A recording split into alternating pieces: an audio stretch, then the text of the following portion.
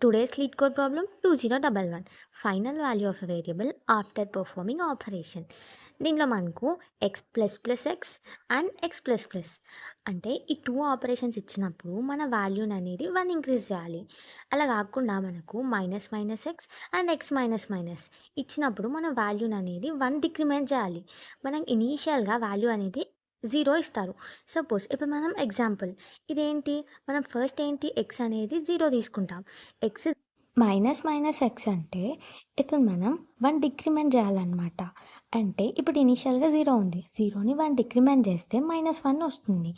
X plus plus అంటే ఇప్పుడు మనం ఎక్స్కి 1 యాడ్ చేయాలన్నమాట. -1 + 1 అంటే 0 వస్తుంది. నెక్స్ట్ ఏంటి, ఎక్స్ ప్లస్ ప్లస్ అంటే ఎక్స్కి 1 యాడ్ చేయాలన్నమాట.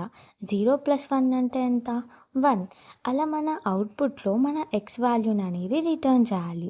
సింపుల్గా చెప్పాలంటే మైనస్ మైనస్ ఎక్స్ అంటే ఎక్స్ని డిక్రిమెంట్ చేయాలి, ఎక్స్ ప్లస్ ప్లస్ అంటే ఇంక్రిమెంట్ చేయాలి.